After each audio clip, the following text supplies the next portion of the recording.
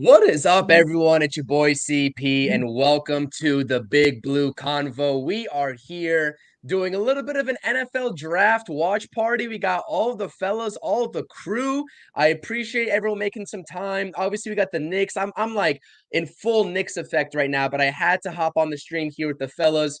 Big New York Giants day, picking number 6, barring any unforeseen trade ups or trade downs. Want to take a second because the Chicago Bears are on the clock.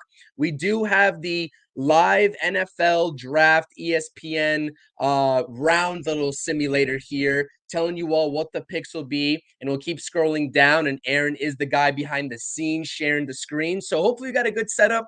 Hopefully we provide some entertainment, some analysis, some sort of instant reactions here as we have a big night ahead of us for the New York Giants. I want to say what up to the panel first and foremost. Everybody in the chat, not only subscribe to me, subscribe to everybody in the description. All the links of all the YouTube channels are going to be in the description down below. We got the Giant topic, the Big Blue Corner, and Aaron, I know you don't have a YouTube channel right now, but we're hopefully aiming to get you one up and running, especially for some Rangers content. Make sure you hit the live chat. If you're watching over on X, come over to the YouTube, hit the live chat, and we'll prop up some comments. This will be really conversational. I promise we don't bite. Hit that thumbs up on the stream as well if you enjoy the content. Like I said, we'll be doing a lot more NFL football coverage, especially over on the Giant Topics YouTube channel.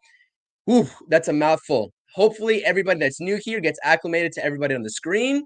Like I said, it's your boy CP here from CP's Mets and Knicks, simultaneously watching. I'm doing a Knicks post game tonight.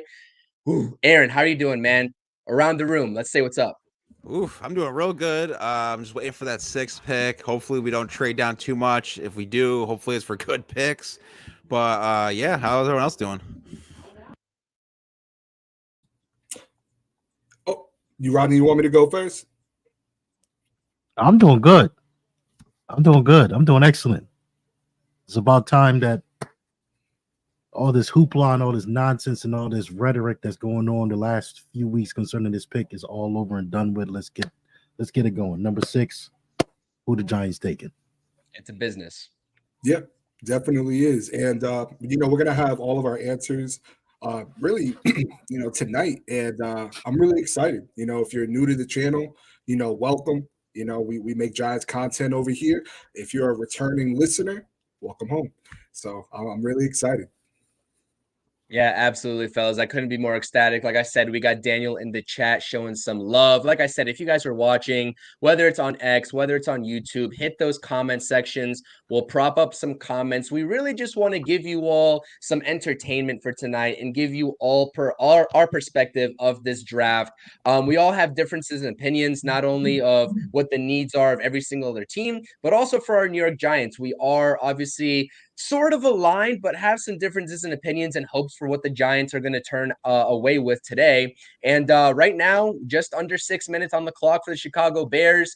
I have a very just set marker of how I think this draft is going to play out before the Giants hit the clock. And I think starting off, I know I was in a space last night discussing what the Bears might do with this number 1 overall pick.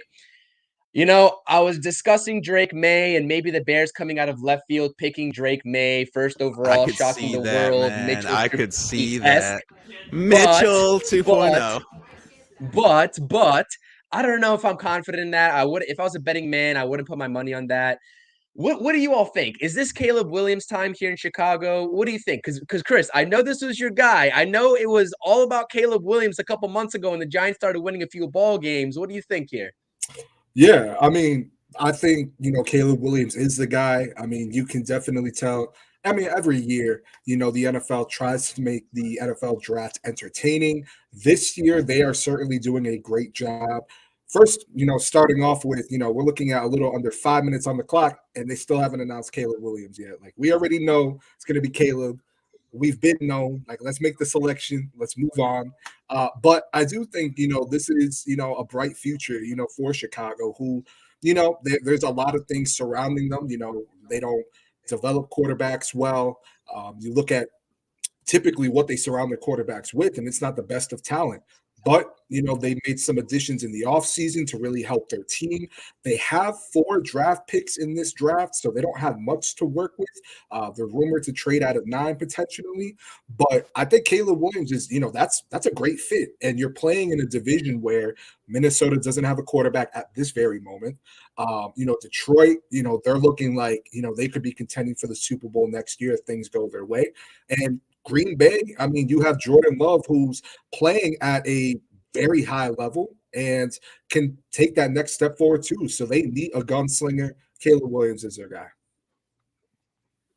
Yeah, absolutely. I agree with you. And by the way, we got 111 people in the chat here across the board. So I just want to shout out everybody in the chat right now. Not only on YouTube, like I said, this is streaming to X, this is streaming to multiple accounts. This is streaming to a different YouTube, right? 3 different YouTube. So make sure you subscribe to everybody too. But Rodney, what do you think here? Pick is in. They're showing a lot of Caleb Williams right now. Obviously, I think the consensus here is that this pick should be Caleb Williams. Is that your gut feeling right now?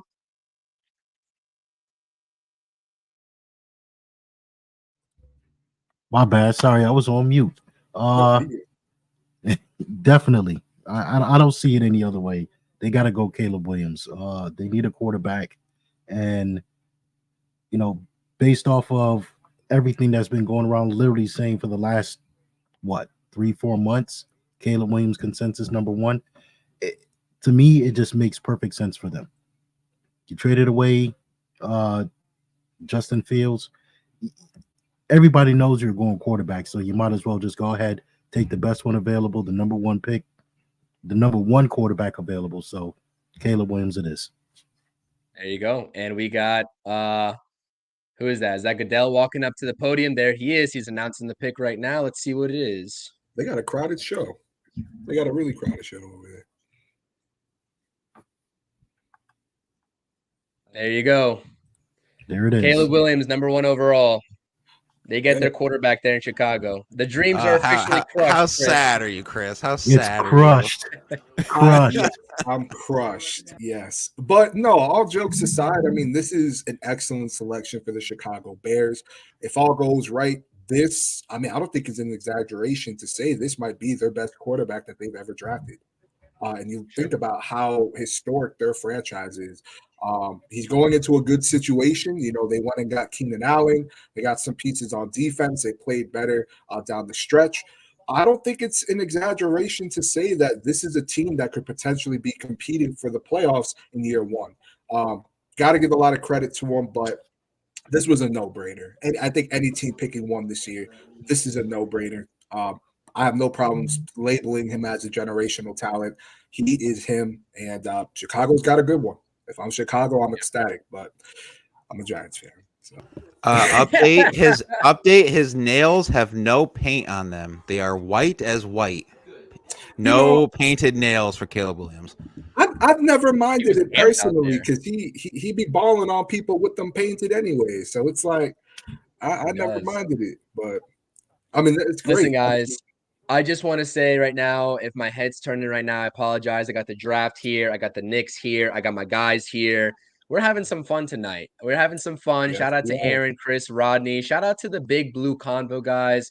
This is just great content. We've done a lot of content as well over the past season. We're going to do more content coming up, and it's always a pleasure talking ball with you all. So it's just a blessing to see us talking about obviously the draft probably way earlier than we would have liked in the season. And the day is finally here to go on live and stream and just let our frustrations out and let our initial reactions out. So I definitely appreciate it, guys. Keep on hitting that thumbs up. And I want to get to this comment right here. And Rodney, I'll start with you. The Giants have to draft Drake May if he is available. If the Giants don't trade up, do you think Drake May is available? I don't think any way in hell he's going to be available for the New York Giants at 6. And if they stay pat at 6, what do you do there if Jaden Daniels and Drake May are off the board?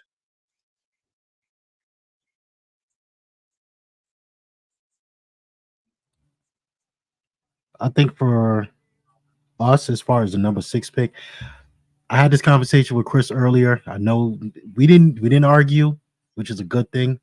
But the one thing about it is I don't want us to trade up just for this quarterback. But if Drake May is available, then you have to take him. Now, in my opinion, he's a project. He's got a good arm. He's got good arm talent. He's got really good intangibles, but I think he's still a project. He needs to sit at least a year. At least that's in my opinion. But if he's there and he's available, you got to go. You have to. There's just no ifs, ands, or buts about it. Joe Shane and Brian Dable, they have to get their guy. Now, as I've said before, I don't think that they should literally trade up and give away draft picks. It's draft capital for him. But if push comes to shove and he's there at 6, you have no choice. You got to take him. And if he's not there, or Jaden Daniels for that matter, then you got to go best player available. And if that's either Marvin Harrison Jr. or Malik Neighbors, hey, everybody's been screaming about getting a number 1 wide receiver. We have the opportunity. You might as well go ahead and pull the trigger on that. So that's where I stand with that. So I just want to say real quick, Aaron, I'm going to let you give your thoughts here, especially as the Commanders are on the clock here. For me right now, looking at this draft board, I would assume that in order, it's probably going to go. I don't know what the Commanders are going to do here, to be honest with you. But in some variation, it's going to go Drake May and Jaden Daniels are off the board, and then probably Marvin Harrison Jr. to the Cardinals. There were some rumors surrounding that earlier. I don't know what the Chargers are going to do here, but that's how I see the board playing out, which would make it a very tough time for the New York Giants to sort of, I guess, make a selection at 6 with those options left available. But Aaron, what are you thinking here if you're the Commanders? Obviously, they need a quarterback. They just traded away Sam Howell. This is a team that's been plagued by quarterback injuries, just bad quarterback play for quite some time. What are you thinking here, obviously, between Drake May and Jaden Daniels for the Commanders? I mean, Dan Quinn went to a Super Bowl with a pretty good quarterback in Matt Ryan when he was the head coach of the Falcons. They got to go after a quarterback. I think it's going to be Drake May. I don't think it's going to be the Jaden Daniels just because I can't even think of his name, but the president of operations / GM who came over from San Francisco, I think he's going to look at like a Brock Purdy type, kind of like in the pocket, this and that. I think Drake May fits that for Washington. So I don't think they're going to go like receiver. I don't think anything like that. So I think they're going to go quarterback here too, Drake May, and see what happens. Because I'm pretty sure someone in North Carolina was like, hey, this guy's better than Sam Howell. Yeah, you would think. Yeah, I mean, yeah, I think they're going Jaden Daniels. I could see it. I think they're going to go Jaden Daniels. I think he fits what Cliff Kingsbury wants to do. Exactly. I think he'd be an excellent fit. I think Drake May would be a good fit there too, especially, like the comparison you made with him going to the Super Bowl with Matt Ryan over with the Falcons. But I think, honestly, Jaden Daniels, I mean, there's been a lot of smoke, but I think that's their guy. I really do. And I think that'd be an excellent selection for them.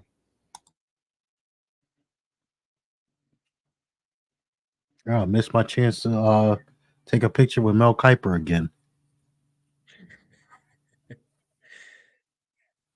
Pick is in though, fellas. Pick is in. So I got a Commanders fan right next to me. He's sweating bullets right now. He doesn't know what's going on. I think it's Jaden. I'm not sure, but I think it's Jaden. I mean, oh yeah, I got a feeling it's Jaden. We'll see here. Walking up to the podium. This is so interesting, man. It is.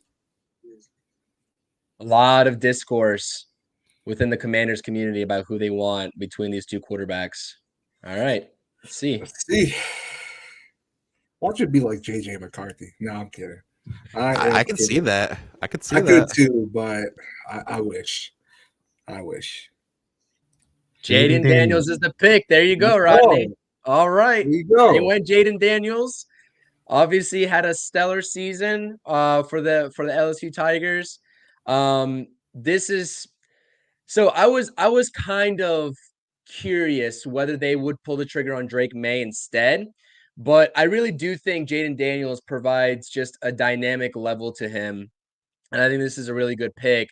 Actually, I don't know why, but some Commanders fans said to me, I got a lot of Commanders friends, and yesterday someone made the blasphemous comparison between Jaden Daniels and RG3, and I was just like, come on, like I don't know if I'm going to go that far to say that, but They're two different listen, players. they're two different, exactly. And so I was like, I was scratching my head. I was like, there's no way. But nonetheless, the Commanders do get their quarterback.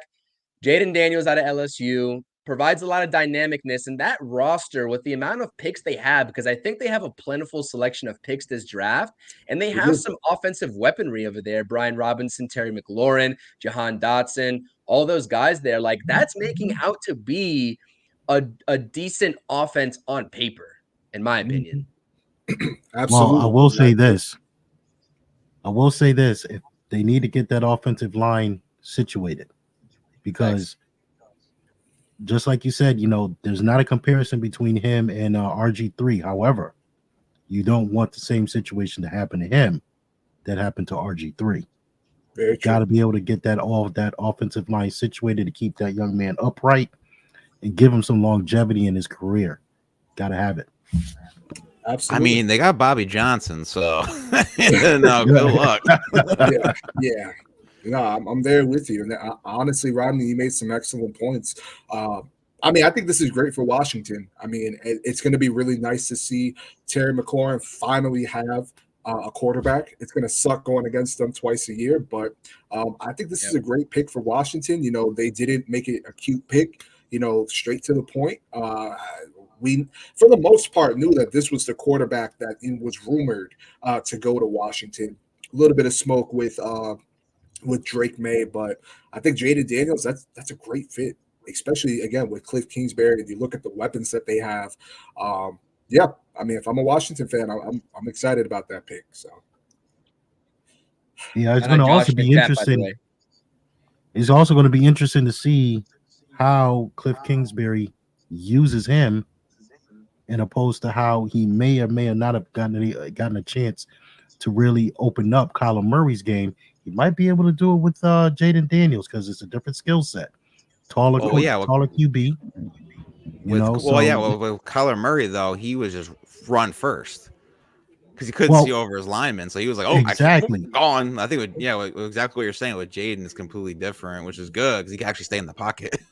I mean, my only concern, honestly, is there were some plays last year where he underthrew Neighbors, underthrew Brian Thomas, but at the same time, I'm also thinking, like you guys made the point earlier, with their offensive line, and you look at their history with Robert Griffin, who got injured and was never the same. You got to keep this guy upright. When he escapes out of the pocket, too, he's going to have to learn how to protect himself better, because you saw way too many plays last year at LSU where he's taking unnecessary hits. Some of them led to turnovers. Some of them, you see him, and I think in the NFL, that's an injury waiting to happen.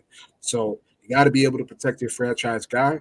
But I mean, that's an explosive offense. In my honest opinion, that's an explosive offense, because now you have a guy who you're going to have to play them differently. Not only are you going to have to respect their passing game, but you sure as hell better respect their running game, because if not, he's taking that ball 70 yards untouched for the most part. Exactly. So that's a great pick. And the pick is in for New England. So that was pretty quick. I was going to say, there's no way that they're trading this pick. There's no way that this pick is not Drake May, right, guys? I mean, seriously. I hope that it's not, but hey, it just might be. They would be smart to take him. So I don't think I'll tell you right now. But yeah, I'll tell you right now, it's pins and needles, because it's either they pick Drake May or they're trading back. Now it's either trading back with us or trading back with Minnesota. So, I mean, it makes sense that they trade back because that's the Patriot way, even if Bill Belichick's not there. But again, like you said, Bill's not there. It's Gerard Mayo now and Elliott Wolf. And I mean, they need a quarterback. They need a lot, but they need a quarterback. And if that's Drake May, like I said, I don't think he's going to a good situation at all, compared to whether that's Minnesota or even the Giants for that matter. But they have conviction that that's their guy, and you can't fault them for that. And they'll figure out the rest. It's going to take them some time. And Let's see. I'm hoping think they it did just take JJ, but I doubt yeah, it. right. There's no way. Could you There's no imagine? way. Could you I imagine? mean, That a would be awesome. Michigan quarterback. Come on, Robert Then Kraft you know loves those Minnesota's guys. calling up the Chargers at that point, or Oh yeah, or the absolutely. Cardinals like ASAP. Exactly. Yep. I kept hearing for the Chargers either Joe Alt or like no receivers at all. All right. There he goes, Drake May. There you go. Drake May off the Drake May. board. Damn.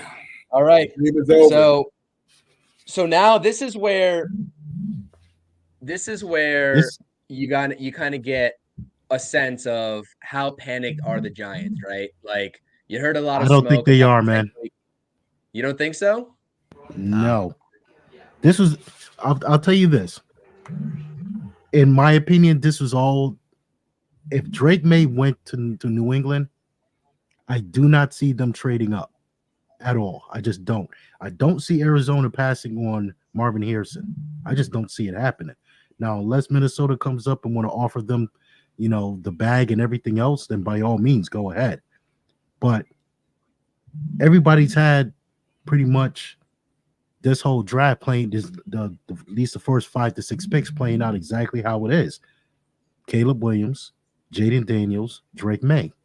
Yep. Now, this is where it's going to come down to right here is whether or not the Vikings feel that they need to trade up to get either JJ McCarthy or Michael Penix.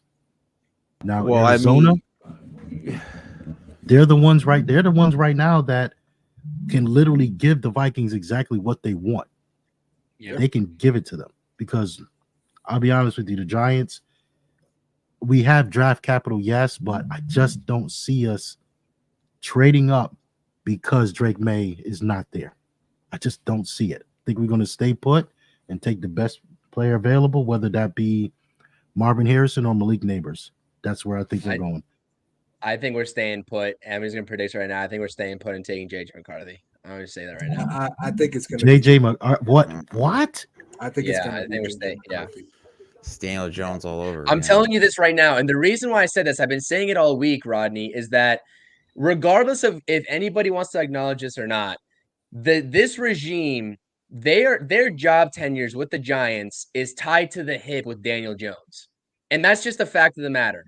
So you're not going to roll into the season with Daniel Jones and Drew Lock as your only quarterbacks without any sort of sense of the future and wait for the next draft to draft a guy. Like honestly, am I crazy to say that? Like that's a really big risk move to go into this season praying that Daniel Jones turns it around and performs like he did in 2022. If you're already catching flack from the owner about your future tenure with this organization. Yeah, no, I mean, and that's a very good point. I mean, and you also have to consider not only are you looking for him to turn it around, but you're hoping that he doesn't get injured because you look at that injury clause and the Giants cannot afford to pay Daniel Jones that much money. They simply can't. And I think of Ryan Poles' comment when he was talking to the media the day after they traded Justin Fields. And he explained why they traded Justin Fields. And he said, don't quote me. You guys can find the quote. I'm just going to summarize this. But he pretty much said, when you have a quarterback that's eating up a big chunk of your cap, it is hard to surround them with the necessary talent that they may need, especially at multiple positions. So it's best to reset that clock. Daniel Jones is making a lot of money, not just this year, but even more money next year. And you look at the way that they structured Brian Burns' contract, and I get it. They can always restructure things. But let's be honest. How many times are they going to restructure Andrew Thomas's contract? How many times are they going to restructure Dexter Lawrence's contract? I mean, at some point, you have to have enough conviction. Now, like I was saying earlier, in the chat, I don't want them to just select a quarterback to select a quarterback. I want a Drake May, but at the same time, it is what it is. Now, if they were to select JJ McCarthy, I'm not going to knock it. That's not where I personally would go, but they didn't meet with him on Easter for no reason, especially on a holiday. They didn't do that for no reason. They had multiple private practices with him. JJ came out and said that some of the tendencies and some of the things that he's been shown is very similar to what he's had to do throughout his collegiate career. I think there's a connection there. If he is there at 6, I'm going to be honest, I think it comes down between him and Roma Dunze. I really do think it comes down to him or Roma Dunze. I personally, I wouldn't mind the JJ pick at all because you saw the production he got out of Tommy DeVito, an undrafted rookie, an aging, injury-prone quarterback, and Tyrod Taylor. To me, I would have conviction that, okay, they trust that they can mold this guy into a franchise quarterback. I'm going to put my trust in that. I would be excited with the Malik Neighbors or Roma Dunze, but we'll see how it pans out. Well, apparently they're divas. Real quick, fellas. My daughter's in the chat right now. She's watching me. This is the first time she's seeing me in the on live, man. So shout out to my daughter. I love you, baby girl. Love you. Shout out. Thank you. Appreciate everyone in the chat. We got a bunch of people in the chat. Appreciate you guys. Shout out to 192 people watching this. Here we go. Shout out. Make sure you like, subscribe to everyone's channels. So they stood put. They took Marvin Harrison. That's good. They had to. They had no receivers. The last one they traded was Rondell Moore. Yeah, absolutely. And you can argue this is going to be Kyler's best weapon since D-Hop. And even with D-Hop, that was an aging D-Hop who was still more than serviceable. But Marvin Harrison, that's a difference maker right there. And that division right there, I mean, you got the Rams, you got God, my mind is blanking right now. Seattle. I mean, there's they have to be able to score points. And last year they needed wide receiver help badly. So I like this pick for them. So I guess the saving grace, this pick from the Chargers is going to tell a lot. We'll see if they keep this pick because you don't know where their minds are at. A lot of people are talking about maybe them going after a wide receiver after letting what's his face go. I think Mike Williams is gone from the Chargers, right? So yes, Mike Williams and Keenan Allen. So they could be having a wide receiver on their mind, but we also know that they need O-line help as well. So a lot of people are talking about Joe Alt. If they have one of those guys in their sights, though, there's no reason per se for them to stay at 5 because if they trade back, they probably still can land one of those guys. You're playing with fire a little bit. I will say that, especially if you're taking on Minnesota's pick. But yeah, man, this is going to reveal a lot, especially with what the Giants do thereafter. Listen, I don't see the Giants trading back in any world. I think it's J.J. McCarthy, but you can't go wrong with either Malik Neighbors or Roma Dunze. And my unpopular opinion with what I've seen so far across Giants, ex-Giants, Twitter, whatever, is that I prefer Roma Dunze anyways over Malik Neighbors. I like that bigger frame anyways. So I would take him, to be honest with you. But it's just like my head keeps telling me it's J.J. McCarthy. And I can't shake that, to be honest with you. Hot take. Chargers trade Justin Herbert for the 6th overall pick. I wish. Hey, I'll say this. Right now, this is where it's going to really start to get interesting because could the Chargers trade? They could. Possibly. I don't think they're going to go wide receiver. I think they're going to go offensive lineman. They need offensive lineman help. And based off of, maybe how the draft might play out for them, they could probably pick up a wide receiver in maybe the second round, third in the order, later rounds. But I think they're going to go offensive lineman. But I really want to see whether or not Minnesota comes calling to the New York Giants with that number 11 and that number 23 pick. I'm not and even also next year's number 1. I mean, I do. Very interesting to see if they as a high second at this point because it's the back end of the first, so I kind of see it as a high second. But I mean, yeah, if they're gonna give you 3 first-round picks and maybe like a third or maybe like a 5th, I mean, I think if you're Joe Shane and crew, you gotta really consider it. You have to be able to consider it. I'm considering that. Wholeheartedly, I'm considering that. I mean, think about it. 11, 23, maybe another pick this year, maybe, and definitely next year's first. Who do you take at 11 then, Rodney? Who do you pivot to? You could go. Maybe we Brock take a defensive tackle. Nah, I don't think we'll take Brock Bowers there. Hey, Charles Cross said it. All right. I think the Jets are taking think, Brock Bowers anyway at 10. Oh, But yeah, I think that. Maybe a Roma Doomsday if he falls there. Possibly, or if they're kind of looking as far as offensive lineman help, defensive tackle help.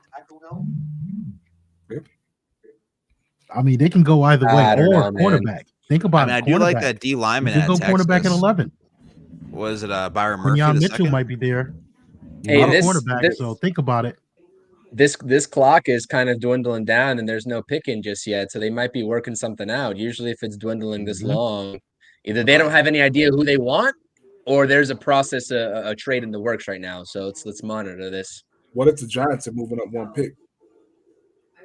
For why though? Like, why would you? You know what I mean? Like, unless you really want one of those receivers over the other, there's no reason.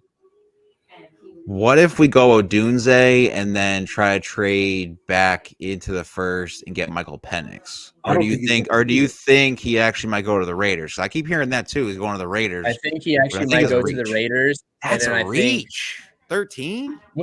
I heard, what an interesting comment was when I was watching some pre-draft coverage is that they were saying Odunze would be a perfect fit over there in Chicago as well with that 9 pick if they don't move out. I think they have the 9 pick, right? Chicago. Yes, they do. Yeah. Number 9. Could you imagine that? Keenan Allen, Odunze. I mean, that'd be solid. I mean, because Keenan's not going to be there for that. Cole Kmet at tight end. I think Minnesota's calling. I was going to say, Rodney, this is getting pretty hairy here. Minnesota might be calling. They're taking too long for this pick. They either need a wide receiver or offensive line help. Come on now. It's not that hard to figure out. And Michael Penix it is. I'll take it. They should just draft Joe Alt, man. They got to protect Herbert. I do Doomsday at 6, if anything. Shout out to every 201 person watching this right now. Appreciate everybody. Make sure you follow everyone's channel on here. Giant Topic, Big Blue Corner, CPNY Sports Network. Everybody subscribe. Also to the Giant Topic, check out our last episode with the Entertainer. I mean, he wanted Marvin Harrison. He's already drafted. So check out that episode. Some pretty good pre-draft stuff. Yeah, this draft 1 through 4 is playing out exactly how I thought it was going to be. And now this has always been like and mind you, pick is in. Pick is in. Dang, is it a trade? Is it a trade? Who knows? I don't know. Could be a trade. Like I said, the Vikes got to be moving up, man. They have to be. They're that nervous of Sam Darnold seeing ghosts. I don't know. I don't think Minnesota's trading up. I see pick is in on my TV, so I'm not there yet. No, I see the pick is in too, but it could be a trade. You never know. Be a trade. Yeah. I would say it already. Yeah, that's true. Because they're going to have to wait till Goodell comes back so he can sit there and announce that. Maybe. Chargers pick Rome Odunze. Oh, just guessing. Really? It's not real. Oh, okay. I was about to say. I was like, oh, okay. No, I can see that though. That's not a bad. How funny it'd be if it was Chargers select Blake Corum. What? I think best situation here is they go alt and then they leave us with whatever we want. Of the I think three guys. Go Neighbors. I'm gonna say that. I think they go Malik Neighbors. Neighbors. They need an offensive lineman more than a wide receiver. They got no. Justin Herbert's like 500 right now. I mean. All right. Let's see here.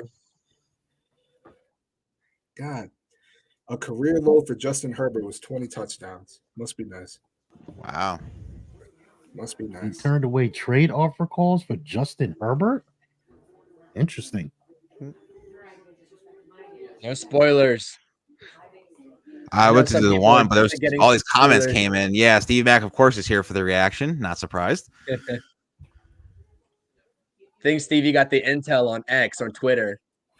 Oh, did he? I see. I was trying to get the I'm just here for the reaction, and of course, 2 other comments came right after. If that is the pick, I mean that's an I'm not even going to look at the live chat at all when the You know what? Giants pick Neither is am in I. because I I'm don't gonna want any switch the live spoilers. chat to the private. And you guys are Here we like, go. Here we go. Here we go. Ronnie's ahead too, I think. Oh, they're picking. Yeah, Ronnie's They're definitely picking. ahead. you're ahead of all of us.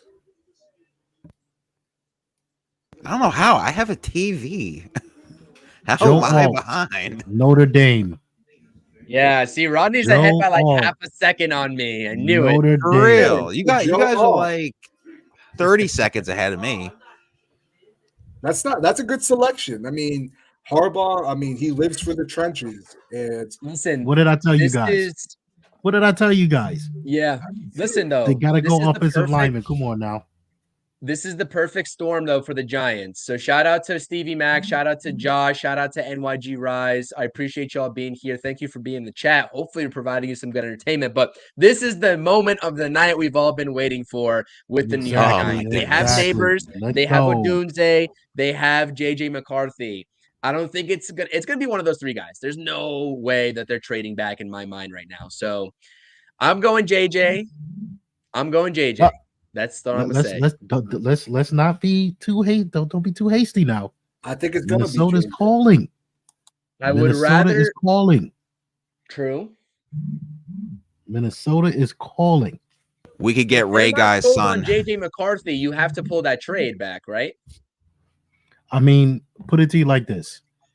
Do you believe that you could get a Dunze at 11? Now, I don't think so No. because you got Chicago there that's probably going to get a wide receiver. So it's either you take one of these receivers now or you recoup some picks and be able to just do what you got to do for this, for later on in the drive. So let's see what it has to say. I think that they're calling, though. I got a feeling that the Vikings are calling up. Let's see how long this clock runs down the Giants here before they select. This will tell me a lot about. See, I think that the Chargers at that point were debating a wide receiver, but I don't know. What do you guys think? You guys watching the clock to see how much it dwindles down before the pick is in? Does that have any sort of like confidence to you? Is that like a telltale sign or not really? I mean, I don't know. it Because depends. for me, if you're Joe Shane, I mean, do you get that WR1 that you need? Do you reset the rookie clock and select JJ McCarthy, who you've met with extensively throughout the offseason? I mean, do you go with Roma Dunze, who, I mean, it seems like they really like as well? My heart's racing. I really don't know. But, shout out to Sports Speed. I was talking to him about this today. I prefer not knowing after dealing with Gettleman and his leaks for years. Yeah. It seems like every year we knew what the Giants were going to do, and so did the league. We had Pick no is idea in. what they were going to do this year. So, Yeah. All right, That's a pick good is point. in. So the pick Let's is go. in. Wow, why am I so behind? You know what? I'm I'm not not going to say even saying anything. I'll let you guys react first. Yes, Okay, please, just Just don't Rodney. even look I'm at not the gonna say nothing. screen. I'm looking right at my screen right now. any last second picks? I still JJ. think Odunze. I still I think got Odunze. neighbors. I got neighbors. You got JJ. 2 JJ's, neighbors, and Odunze. Let's see. Very nerve wracking. Uh-oh. This is more nerve wracking than the Odell pick back in the day. Okay, I'm preparing myself. Okay. We're not going to look at the live chat, but live chat, call your shots right now. If you have a spoiler, don't obviously. I mean, you can. We're not looking at it right now, but who do you guys think the Giants are on the clock with right now? Who do you think that their pick is? Drop it in the comment section. I'm going JJ, man. There's no way the Are you Giants kidding me? are They just picked a punter. They picked a Ray punter. Guy's son? Ray Guy's son? Oh, let's get it. They picked a punter. Are you kidding me right now? We'll see. We'll see. I was taking like Rodney half serious there because I was like, oh, gee. Hey, it's not like it I saw hasn't your happened face, before. too. I didn't want to say Al nothing. Davis did it.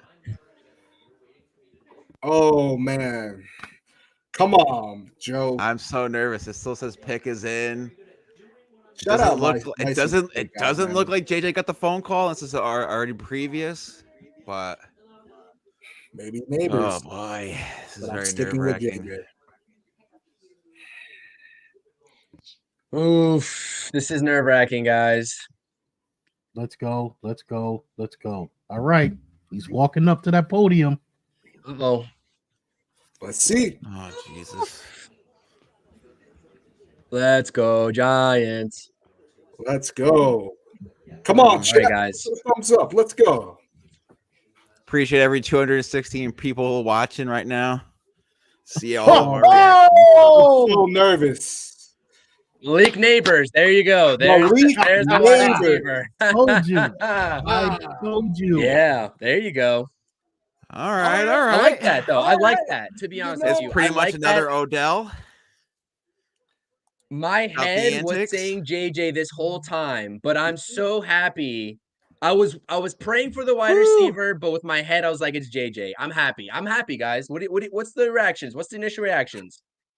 They didn't reach for They a didn't quarterback. They did not reach for a quarterback. My honest thoughts. While I did want a quarterback, you can't be unhappy with this selection. You get Malik Neighbors, a bona fide wide receiver one in the draft. You get a guy who, I mean, many are comparing him to Jamar Chase, an elite separator, great run after catch. He's a guy that could take a slant 70 yards, 89 receptions, over 1,500 yards. I mean, dude is a touchdown machine, a yak king. And I know a lot of Giants fans, including myself, wanted a quarterback. I mean, I was going back and forth with not just the fellas, but people on Twitter. I really wanted a quarterback. We didn't get one, but we got ourselves a WR1, and we'll see what they do at quarterback now. I mean, And he is taller than Odell. He is 6 feet, not 5'11. I'll say this too. Curious. I was very curious what the preference there was between the two body types and the foundations between Odunze and Neighbors. So we'll see. Well, I will say this. I'll say this. If you guys remember Dable and also Shane, they were literally like talking about they want to be able to have speed on the field. Literally, they need that explosiveness. Wow. I mean, come on, listen. Rodney, like, not to cut you off, I'm sorry, but think about the speed on this team right now. Like Wandale, Jalen, and Malik on that offense. Not many defenses and not many secondaries are catching up to that. I'm going to say that right now. So it's all about the quarterback play, obviously, but the weapons are there, man. There's no excuses at this point. I just want to say, shout out to everybody in the chat. Take care, Stevie. We appreciate you. Thank you so much for tuning in. Shout out to NYG31. Shout out to NYG Rise. Shout out to Josh. If my Broncos trade up to get JJ, you will not be hearing from me again. We appreciate you all. Hit that thumbs up, streaming to multiple YouTubes, the Big Blue Corner, the Giant Topic, and CP's Mets and Knicks, CPNY Sports. We appreciate you. And Josh is saying the Miami Giants, sort of that speed-esque type offense. We're not going to go that far. I see that smirk, Chris, but yeah, this is a good day. Listen, I'm happy with the pick. I would have been happy with JJ. I would have been happy with the Dunze. I'm happy with Malik Neighbors. I'll say that right now. I would have left this chat if we had JJ. FO. I mean, well, hey, can't nobody, you know that all those Twitter guys are all upset because everybody wanted a quarterback. They wanted to overreach on Penix and whoever else. Look, I know everybody wants the quarterback. They have this, down and out feeling about Daniel Jones, and rightfully so. Okay, rightfully so. But I will say this: remember 2019 Daniel Jones? He was airing it out. Okay, and one of the things that everybody said was really good about Daniel Jones was he had a very good, accurate deep ball. He got some speed on the team now.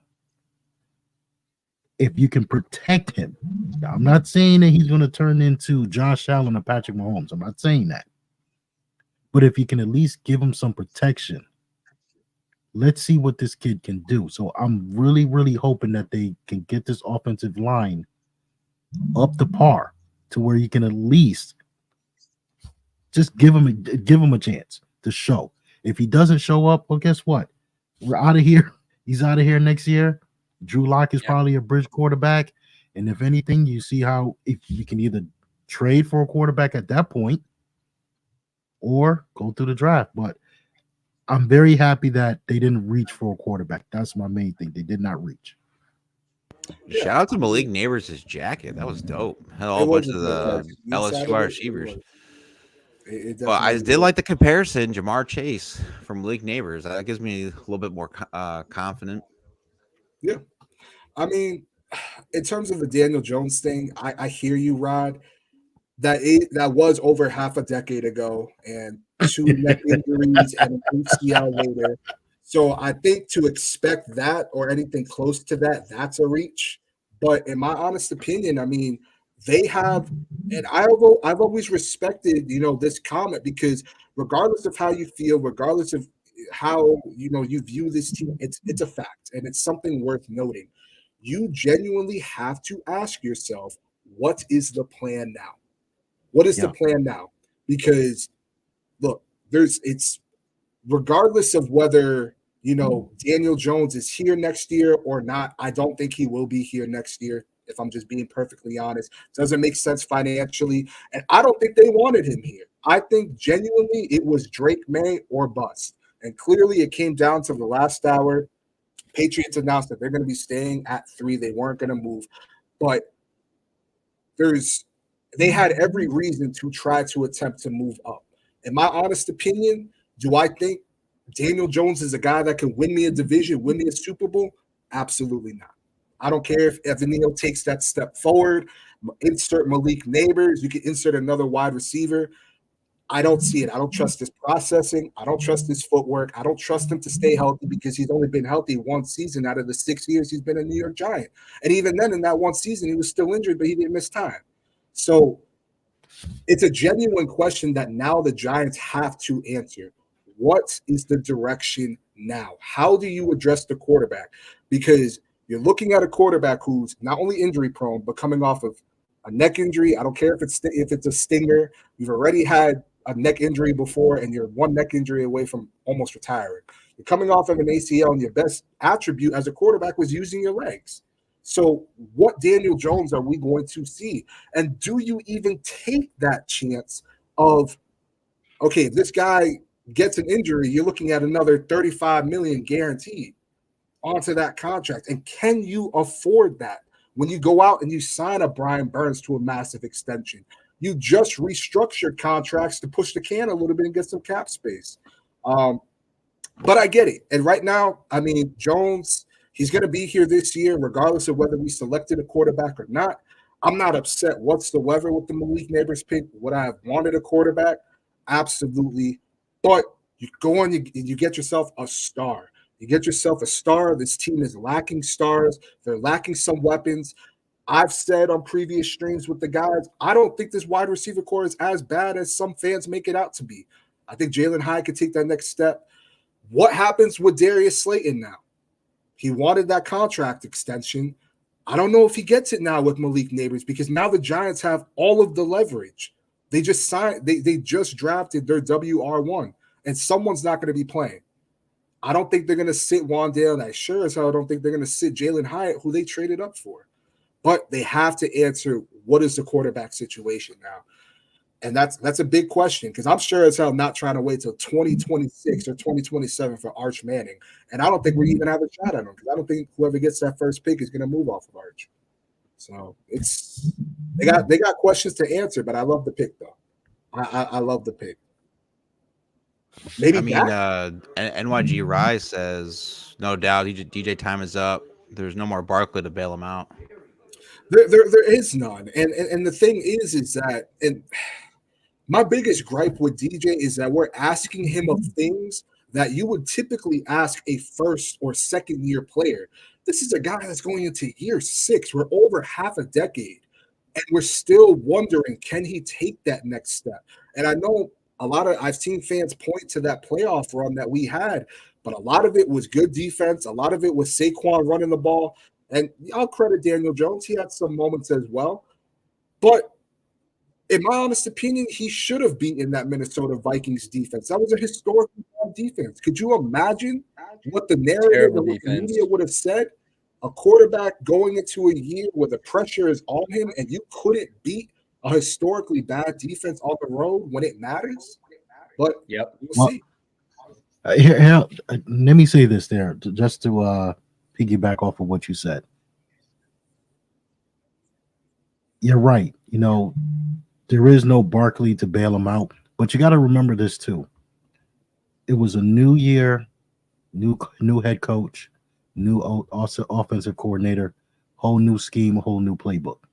So it's not like anybody saw it prior. Mhm. So we had to take advantage of the simple fact of nobody's seen the scheme, nobody knew what we were going to be doing as far as Dable and Kafka game planning. Nobody knew that. Now you did see where people start to catch on later on in the year because look, we started out what 7-1, 7-2, 6-1, 7 something like that, and then after the bye week, you saw how apparently a lot of teams were literally catching on to what we were doing, but they still couldn't stop it. Yeah. But we did lose a lot of games. We lost some games that we shouldn't have lost that season. Fast forward to year 2, you have everything on tape now. You have everything on tape. And guess what? Dallas did exactly what I thought all the other teams were going to do that first season. They did exactly that. And if you paid attention, a lot of teams saw the playbook for what Dallas did and they copied it. And they put absolute pressure on Daniel Jones, on that offensive line. We're going to come after you. Can you block us? The moment Andrew Thomas went down, it was a wrap. We can all agree on that. It was a wrap. I think this year might be DJ's last season. Whether or not they go back up, they trade back up in this year's draft and get another and maybe go after a Penix or JJ McCarthy. Who knows? I'm just happy that they're just trying to get this team the way they want it. I'm happy about that. They went out this offseason. They beefed up that offensive line. We needed that. We needed offensive line help. So What did the as far as I'm Falcons do concerned right here? now, I can't argue with you on your feelings for DJ. I can't fault you for that, Chris. Can't fault you at all for that. But I'm just waiting. I'm just excited to see what they're going to do. I just want to see that offensive line get better. We've been screaming that for literally over a decade for that offensive line to get better. Let's see how it plays out this season with Daniel Jones, in the behind under center. Let's just wait and see. I can see us going like 9 wins. I don't I'm know. hearing this. How long is he going to be healthy for? It's all good. We got Drew Lock. All we got to put on some young Jeezy. Yeah, Not to done. distract you all. Not to distract you all from that because I was definitely listening to you all. I think the Falcons did something crazy here. Maybe they traded with Minnesota. I don't see the drafting Jets JJ or McCarthy. the Bears choosing Dallas Turner, who they were rumored to get. You don't think they're drafting Michael Penix here, do you? I could see that. He was just on there, so who knows? I just saw that. Interesting. No, why would they? Wide receiver? I think they're going. I think they're going to go defense. You can probably see our first defensive player off the board, Dallas Turner.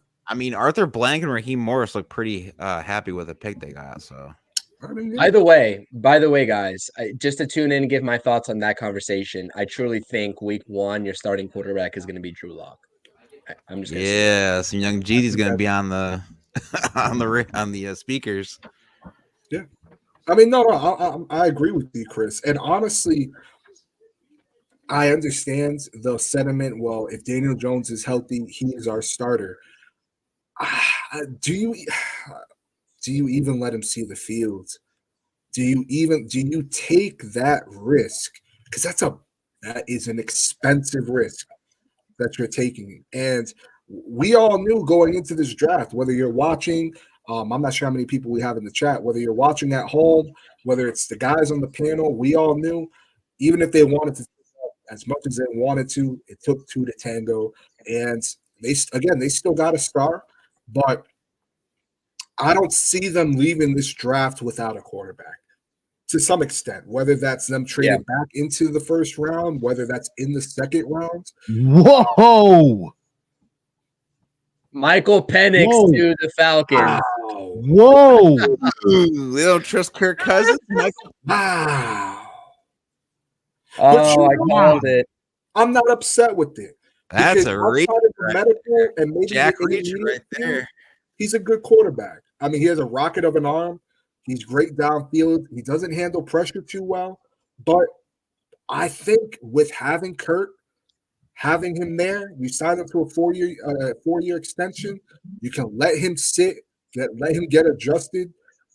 That's a nice selection. I definitely was not expecting. I don't think nobody expected that whatsoever. But wow. Not to be kind of funny, but I'm just surprised Arthur Blank was cool with drafting Michael Penix after what happened with Michael Vick. I mean, I'm just shocked that he went in the first round due to the injury. Yeah, that's pretty reach right there, especially when you sign Cousins to that big deal. First round. I knew he was going to go to first round. I'm surprised he went that high. Wow. Josh is saying he's going to be 28 by the time Kirk's deal is up. Well, yeah, because he's 24, right? Yeah. Carlos is asking, which position do you think the Jets draft? Quarterback, Bo Nix. There you go, Jets. Go get Bo Nix. No, I truly think they're going Bowers, dude. I think they're going that tight end. I think I think the writing's kind of on the wall there. They need another weapon for Aaron Rodgers, I feel like, because Garrett Wilson, like the whole ex-Packer wide receiver experiment wasn't panning out. They got Mecole Hardman. That experiment didn't pan out, went back to the Kansas City Chiefs. So I think they need to get a solidified homegrown weapon for Aaron Rodgers, who, by the way, is coming up on the last legs of his career anyway. So the Jets are going to be back in QB purgatory anyways the next couple of years, not to just sort of rain on their parade. But I don't know, man. The window is closing by default because of Aaron's age for them to sort of make a run. And they locked and loaded AFC, by the way, that possesses quarterbacks like Pat Mahomes, Josh Allen, Lamar Jackson, now CJ Stroud coming into the fold. Joe Burrow, I know I forgot one in there, but nonetheless, this is like the Jets are up against this battle now. Like you knew that going into that trade with the Packers, and now they need to get him a weapon. So I think it's going to be Bowers, but that's my take on that. Man, the Bears are about to get Rome Odunze. I don't know if it's happening yet. I'm just saying. Why would they pick Rome Odunze if they already got? You can never have enough weapons, my friend. Especially with Keenan Allen. Keenan Allen gets hurt a good amount, especially with his hamstrings. Or Josh is saying this is a good point too. You could go Bowers here to the Bears. Yeah, but they have run a two. You can run a 2 tight end system. The Giants tried to do it. That's not unheard of. The Jets used to do that with Jeff Cumberland and Dustin Keller. So yeah, that could kind of work. I think it's gonna either be Roman. I almost said Roman Dunze. See, yeah, actually, I meant to say Roman Dunze. I think it's either gonna be Roman Dunze or Olu Fashanu. Olu Fashanu. Oh yeah, I forgot he's there. Yeah, that'd be good pick too. In high school, and they need some help on the offensive line. Why not protect your investment? Kind of what we were talking about with Washington. I think that'd be a good selection there. And I mean, for the Jets, I would like Bowers there, but if I gotta be so honest with you, if I'm the Jets, I know it's not a sexy pick, but I would actually pick Fuaga. I mean, I get that you address the offensive line, but I mean, Tyron Smith hasn't been able to stay healthy for quite some time now. Aaron Rodgers is coming off of an Achilles, and even if you did sign Tyron Smith, how long is he going to be there for? Maybe 2 years max. So, I mean, I think that's that would be a nice pick for them. But the Jets, I think it's either going to be Bowers or it's going to be Fuaga. But I would personally do Fuaga just so I can protect Caleb Williams. Like you said, they have Cole Kmet, who's a pretty decent tight end, should take that next step forward with Caleb. Keenan Allen I like, but I don't think he's in the long-term picture compared to DJ Moore, who's younger and healthier. So I think it could be a Dunze as well. We'll see. How funny would it be if the Jets drafted JJ? Hey, you're right. Odunze. That's a good pick. I went to the Bears. I listen. You can never have enough weapons, especially with Keenan Allen. That's a With great his hamstrings, he's always been hurt the last 3-4 Crazy years. good With his draft. hamstrings. That's a crazy good draft too for the Bears. They just kind of fell right there in order for them. Yep. Nice. Very true. Yeah, Josh, that's an excellent point. Why he's going to get JJ without having the trade up is great for them. Yeah. That's crazy. They really didn't have to trade. Oh, that is insane. whoa, hold on. Don't speak too fast. Ooh, am I right? Is JJ going to the Jets? Fast. So they can go JJ. Wait, they just traded. Yeah, JJ they just McCarthy? traded the pick. Traded with the Jets. Yeah, Who because did? they want to. Guess what? The Minnesota. They traded Oh, up you with are the definitely Jets. ahead of me. I'm pretty sure they're trying to either beat out Denver. Yes. Oh, They I can traded up see over that. Denver. Yeah, Denver's right next to him. Yep, I can see that. Josh loves that though, because he's not a big JJ McCarthy fan at all. So, and he's a Bronco Yep, they fan. just traded up, so you know they're going to Actually, go JJ. Josh, did you want JJ? I'm actually kind of confused now. Are you No, disappointed? he said earlier in this chat, if I can find it, here we go. He put, if my Broncos trade up for JJ, he will not be hearing from me again. I think that's in a bad connotation though. Josh, correct me if I'm wrong. Also, shout out still to 215 people watching this. Make sure you go into the comments. Obviously, you can see we are answering everyone's comments in here in the chat. Yep. Check that out. And again, subscribe to everyone's channels. Giant Topic, Big Blue Corner, CPNY Sports Network. And yes, I am right. JJ is a scam. Well, okay. I guess the big question concerning JJ, I even had to question myself, is what was he asked to do? That's the biggest question around him in Michigan. Game manage. What was he asked to do? Because remember now, they had a stout defense and they emphasized the run. So what was JJ really asked to do?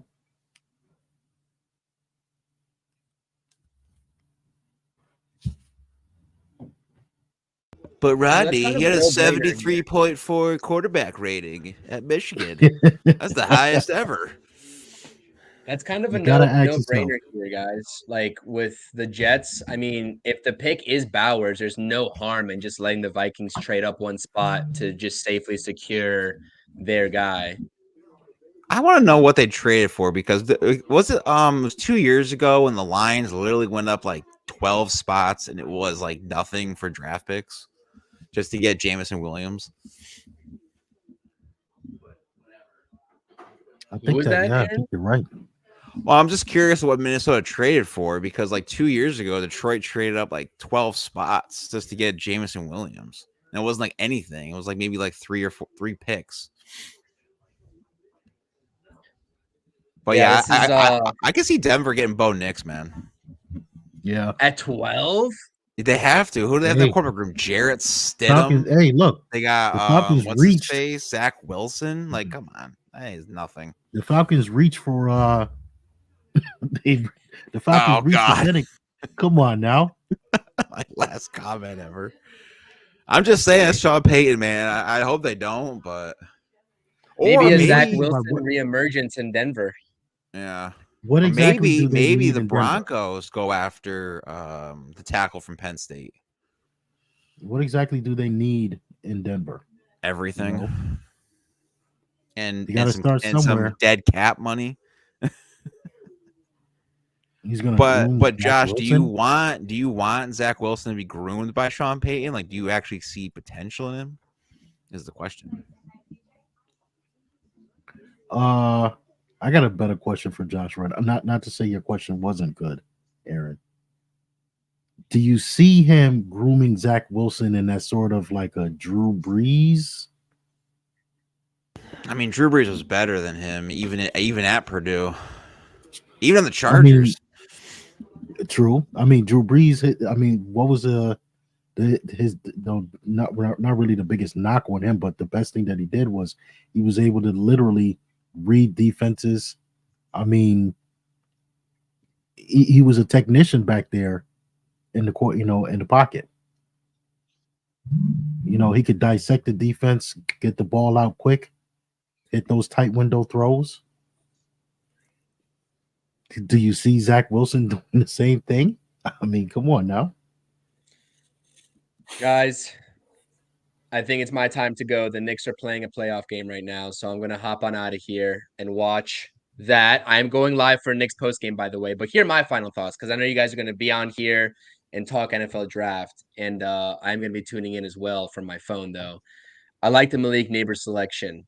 A lot of question marks surrounding the Giants quarterback play still. Not saying that J.J. McCarthy would have been the automatic answer there. A lot of people weren't sold, and we're all happy, right, that they didn't reach if they weren't confident in him, because if they were, they would have taken him. So this reveals a lot about those meetings and everything that they saw, right, with their scouting. But Malik Neighbors provides a dynamic look at an offense that could be special, especially with that speed that this Giants regime has been preaching with Wan'Dale Robinson, Jalen Hyatt, and now Malik Neighbors. Still very confident in Daniel Bellinger, right? Depending on what happens with Darren Waller and his decision to retire or not. That guy can be an elite pass catcher as well from the tight end position. So, and you also have Darius Slayton. I know he's been holding out a little bit, trying to get his contract. But listen, very happy with the selection. Not convinced with Daniel Jones this season. Going to piggyback off of you, Chris. We'll see how much he plays given the whole sort of contract situation, but I'm happy. I think Giants fans should rejoice, and I wish you all a good rest of the stream. Catch me on the Knicks post game as well after the Knicks game. Hopefully, the Knicks can pull it out. It's a close game here in the third quarter. I appreciate you all. Like I said, enjoy, and Aaron will close it out. But shout out to everybody in the chat as well. Josh, Jeremy, NYG Rise, Carlos, Stevie, NYG31. I appreciate you guys. Thank you for the love. We got 214 people in here, hovering between 200 and 215. Means a lot. If you're on X, like Aaron said, come over to YouTube, subscribe to all channels in the description down below. I appreciate you all. It's been a great little draft party watch with you all, and I can't wait to talk Giants football on the Big Blue Convo again. I'll see you all later. Rodney, Chris, Aaron, salute. Definitely. Before CP goes, just remember too, Blue Shirts banner tomorrow night. Me and CP will be on that, of course, as he leaves. It's all good though. Yeah, definitely stay tuned into that. I agree with what a lot of Chris said. I mean, the quarterback position right now, it's a giant question mark. I'm not going to lie. I'm not feeling too confident going into this season with Daniel Jones, Drew Lock, and Tommy DeVito. That sounds like a horror story. But, I mean, they got themselves a weapon. And they got themselves a guy who, you know, he's electric. He's a great route runner. Again, like we were saying, great run after the catch. And, I mean, he's going to make your offense better. You know, the Giants, we haven't been able to score points. It's been very embarrassing. I mean, you don't need me to tell you that. You just watch any Giants game. You know, there was some games where we're hoping and praying to score points and not kick field goals. So you get your WR1. It's nice. Sucks seeing your rival, you know, and other teams get their guy at quarterback. Maybe one day the Giants will get their guy. I hope that Brian Dable and Joe Shane are making that selection. And, you know, I mean, I understand the frustration from some Giants fans, but and I'm definitely there with you guys. I wanted a quarterback very bad, but at the same time, No way. Get out of town. Not you. No, you're good. You're good. It's a good pick for the New York Giants. But we'll see. I mean, I don't want to say his name. His name gives me agita, and I don't even have agita.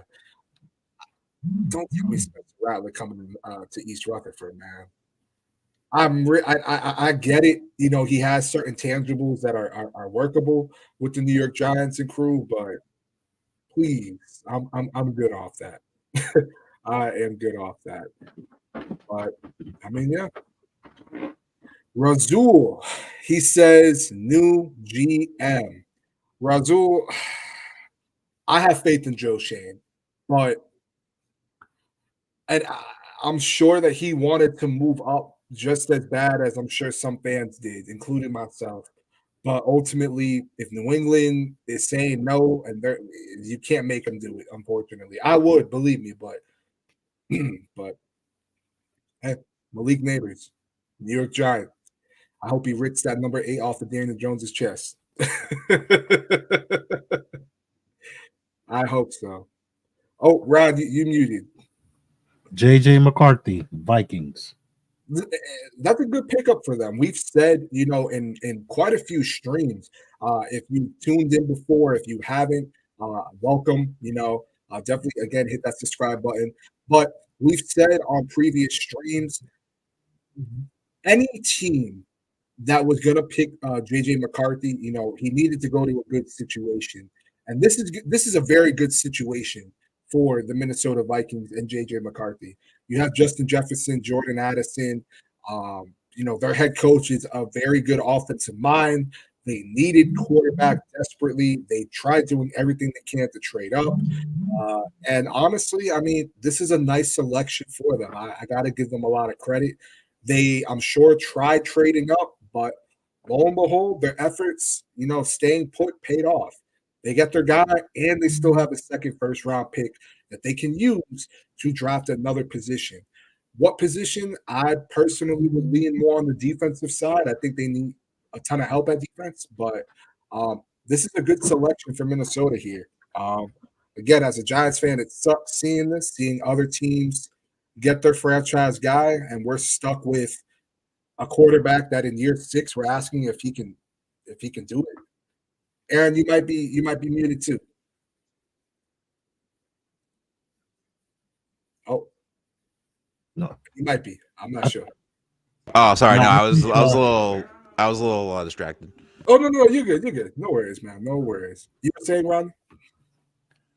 Now, Rasul, is he saying that we're going to have a new GM? I think, and I could be wrong. I don't want to put words in his mouth. He might be calling for a new general manager. I'm not there yet. Am I upset that we couldn't get a quarterback? Yeah, but at the flip side, again, if New England wasn't going to trade out, we can't make them trade out. And they clearly viewed Malik Neighbors over JJ McCarthy, despite extensively meeting with them. I understand, though, because I have a lot of questions running through my head. I have a lot of mixed feelings, not towards Malik Neighbors, nothing to do with Malik Neighbors, but the quarterback situation right now. And I'm going to continue to have worries at that position because it is the most important position on the team, without a doubt. And then on top of that, it's the most important position. It's the position that's getting paid the most right now on our team. And we don't even know what he is. Well, I mean, we know what he is, but we're hoping that he can turn it around in year 6. I mean, we're talking about almost that's like someone going to college to get a bachelor's and then they're 2 years in getting into their master's. It's a long time. It's a long time. So they have it's anybody wondering or upset or not upset, but I guess you're gonna have people upset regardless. But anybody, with the mindset of, well, what do they do now? That's a valid feeling. Because it's a real question. It may not be a question that people want to address. And I get that we should all be happy, and I'm happy, don't get me wrong, but that's a real question to ask yourself right now. Who is going to be getting this guy the ball? Do they address this next year? Does Dak come to New York? Don't say stuff like that. I'm just saying, hey, listen, he would give us better production than what we've ever gotten with Daniel Jones. Do I want it? No. Just from a numbers perspective and the finance, I wouldn't want it. But so let me ask you this: with what we have all this speed now, this and that. Does Mike Kafka actually step it up this year, or if he doesn't do anything this year, he's automatically fired because you have too much speed? I get with the quarterback situation, but I'm pretty sure Drew Lock can do it since he did play with Jerry Jeudy and Cortland Sutton over in Denver. How does that work out for Kafka? In my mind, even if real quick, selected a quarterback, yeah, what's up? Jets took a tackle. They took the guy out of Penn State for Shanu. Smart pick. Smart pick. It's better than Brock Bowers, man. Brock Bowers cannot block, so that's perfectly fine. Not even so much of that. Like I was saying earlier, and if you're just tuning into the stream, thank you so much. Hit that subscribe button. You guys can find the links in the description box below. But like I was saying earlier, I get that they addressed the offensive line in free agency, but they got players that, while are proven, are older and they're injury prone. So you need to invest into that offensive line and get younger. And I mean, for Shanu, I mean, you're getting a guy that, I mean, if all goes right, you got your left tackle for the next decade. Even after Aaron Rodgers' tenure is done, you have your left tackle for the next decade. We'll see. It's the Jets, but they're putting a very good roster over there together, and you got to give a lot of credit to them. Not giving credit to any Jets. I hear you. I hear you. I was sighing at my boy NYG Rise's comments. He says DJ will need an extra year coming back from a knee injury. You can't do it. I mean, he's going to be here this year because of the cap. I believe if the cap hit was lower, he would not be here. But the dead cap hit is a lot. It's a lot of money. I believe, because I was listening to Pat Leonard's stream, believe it's a $69 million cap hit if they cut him pre-June 1st. Go check the numbers for yourself. You know, I don't want to just spit random numbers, but if my memory serves me correct, before June 1st, it would be $69 million in dead cap hit. That's a lot of money. Yeah, we're not pulling a Russell Wilson with a dead cap. No. If they would have gotten a quarterback, I would be for it, because at that point you already know that this guy is not going to be here long term. Collect what you can if you could at all, and if not, I mean, hey. But God, we got one more year with this man. I don't like it, but we'll see. We need to deal with it, man. We need just deal with it. Just got to deal with it, man.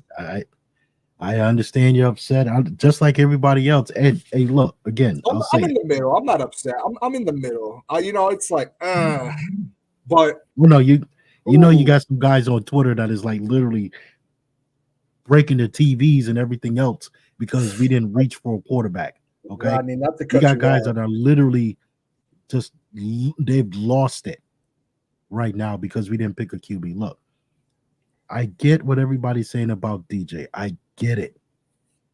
But I was watching a podcast the other day, and this guy, he's a very good draft guy. Dan Syverson. I was kind of on the line. I thought Dave Syverson. They've had last 2-3 he years. said it's not about picking a quarterback. It's about picking the right quarterback for your team. Now, is it his nails?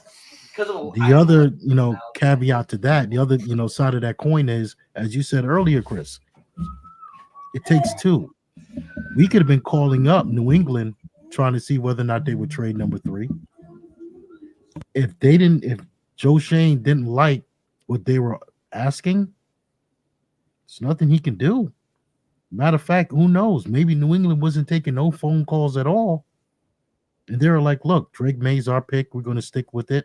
To hell with any other phone calls. That's what our pick is. This whole entire thing is literally a crapshoot. Okay, that's what it is, a crapshoot.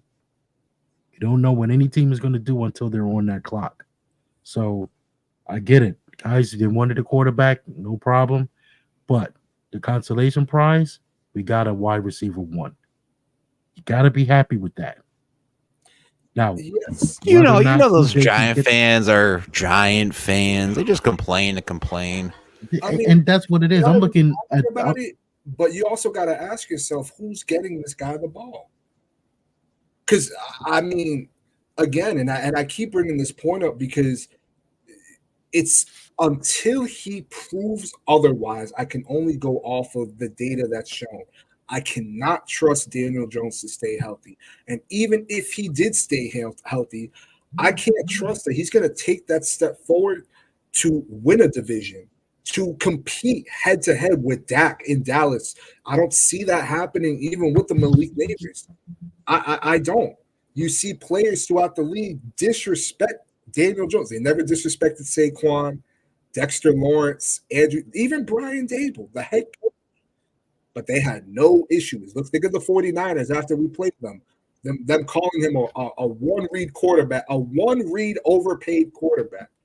Fred Warner caught on camera in the locker room. I mean, they're not the only people that feel this way too. So I mean, yeah, I mean, I get it. I definitely get it. And even if I got to be honest here, even if Daniel Jones takes that next step forward, I got to be brutally honest. He has to take a pay cut. I am not paying, or I'm not paying it, obviously, but I don't think it would be wise for their franchise to pay what he is due next year. Because then you're putting yourself in a situation that you did prior to the extension where he has one good year and you're hoping he can take that next step forward. And at this point, it's year 7. They're in a very sticky situation right now. But we'll see. What are we banking on here? You know, what are we banking on here? We're banking on him coming back healthy, one. The offensive line playing better than it was or has been. Okay? I get that. The defense, stepping up and, doing what they're supposed to do as far as making sure we get the ball back on offense to be able to score. The biggest thing is like we weren't scoring any points. We barely scored what? Over 20 points a game? Yeah, I mean, just think about it. Point. It's a valid point. I guess for me, it's up here. That's not going to change for Daniel Jones. I'm not expecting his processing to get any quicker. I'm not expecting him to, again, 5 out of 6 years, really 6 years, because he did get injured. I remember it was an ankle injury, but he still played on the playoff the year that we went to the playoffs. Bo Nix to the Broncos. Broncos country. Let's ride. CP. They got their guy. They Broncos took Nix. They got their guy. And that means Josh is gonna be sick. Hey, I think they reached a nice pick. Would you say that's a reach? Yes. No.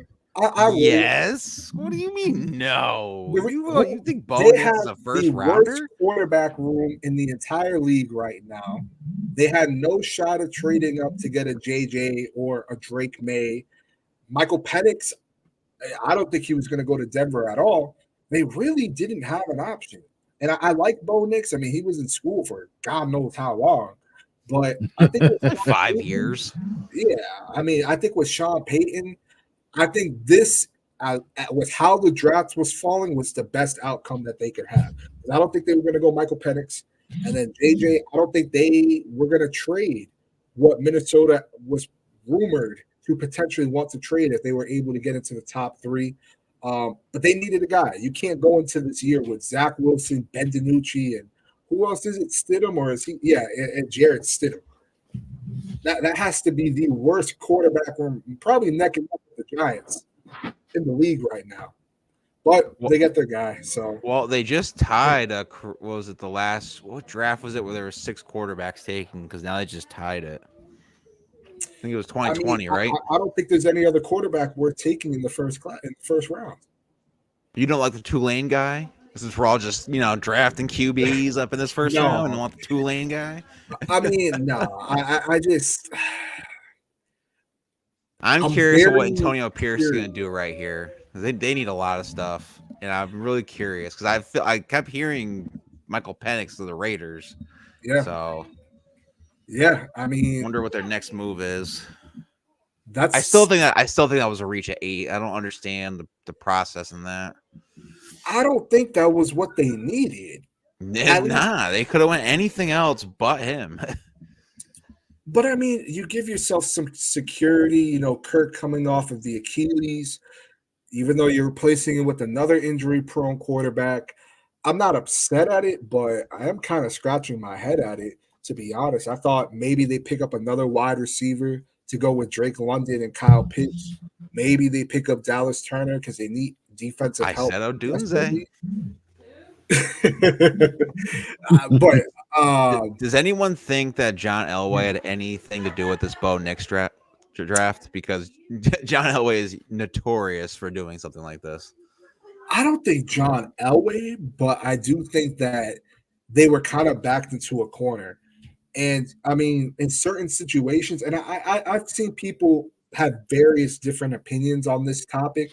I feel like in different situations, if you're pinned in a corner, you don't just select a player because he fits a need that you need. You take the best available player.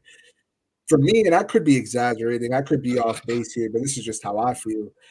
I feel with that Bo Nix pick, even though that was always rumored to be what that pick, what that Oh no, are you serious? it's a good pick. Brock Bowers to the Raiders. Raiders. So they ride with They need a tight end though. They ride with Aiden O'Connell. That's not bad. I mean, well, I don't. Well, like they do. it. They do have Gardner Minshew too. Yeah, Serviceable backup. Yeah, he's. I mean, he stepped in for Indianapolis and played fairly well for them too, with Anthony Richardson stepping out from injury. But they're another team. They are another team that is sitting there, and they have to ask themselves, what are they doing at quarterback now? Because they're a team that really needs quarterback too. So interesting pick though, because I mean they picked up Michael Mayer a year or two ago. So maybe running a lot of looking to run that two tight end set because they're both yeah. I mean, I wasn't expecting it. I mean, I thought personally Bowers was either going to go to the Jets or, I mean, there were some rumors that, the Rams were trying to trade up and he was maybe a player that they were looking at. But, damn.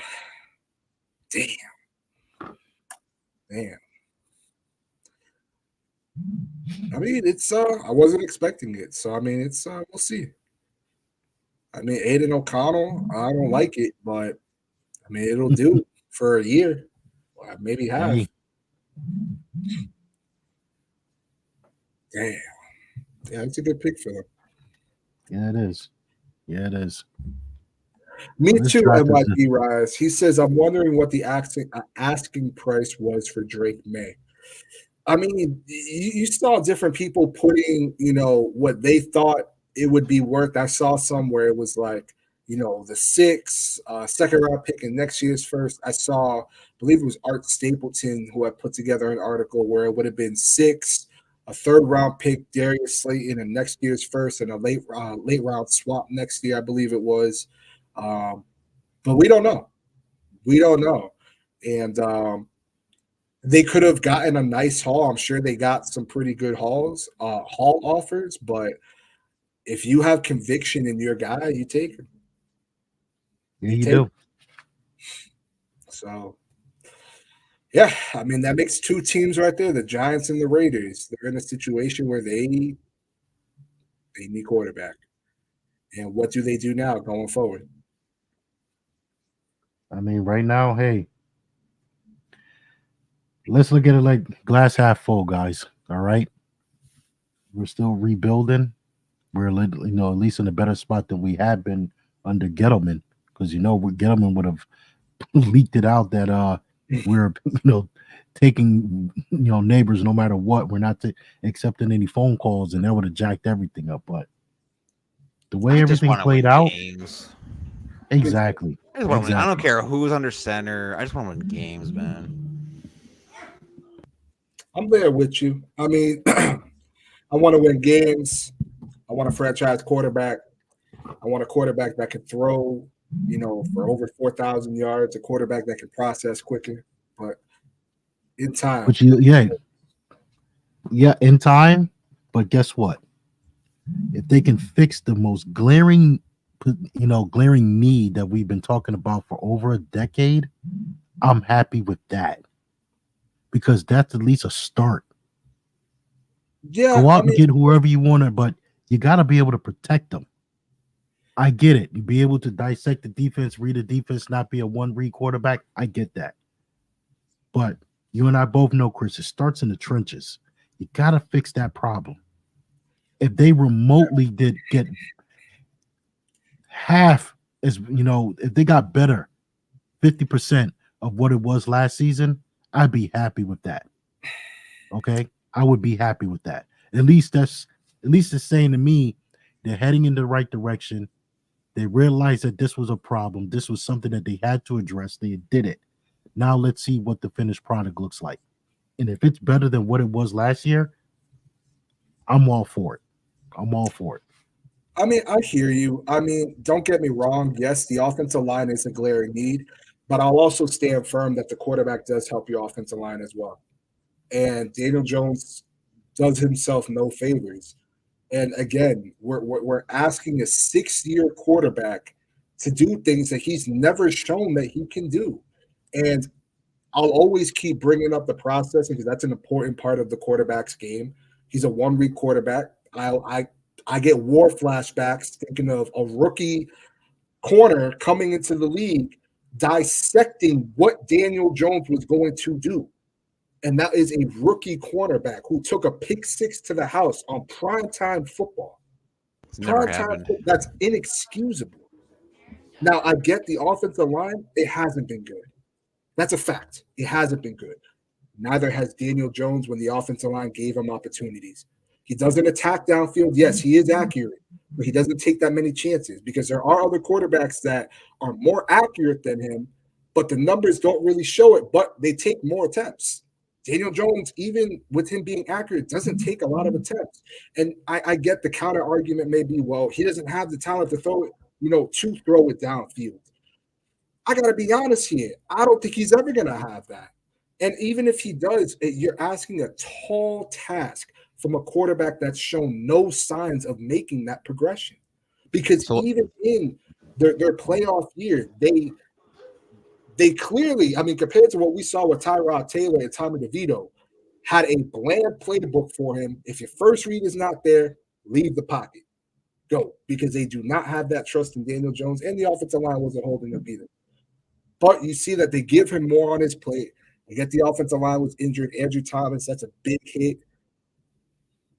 But I will also stand to the fact that it's not a coincidence that the offense looked better and operated better. Still wasn't that bad. I mean, still wasn't that great, but was a lot better with Tyrod and Tommy DeVito in the lineup compared to especially Tommy DeVito, who's an undrafted quarterback, and Daniel Jones, this was his second year going into his system. You should know the system by it. Now, year 3, I don't want to hear a single excuse. I don't want to hear the offensive line. I don't want to hear wide receivers. No, this is year 6. I just don't want screen passes on third and 8s, third and 6s. I mean, we'll probably see a bunch of end arounds. You'll probably see a bunch of jet sweeps, especially with neighbors. But there's no excuse for Daniel Jones going forward.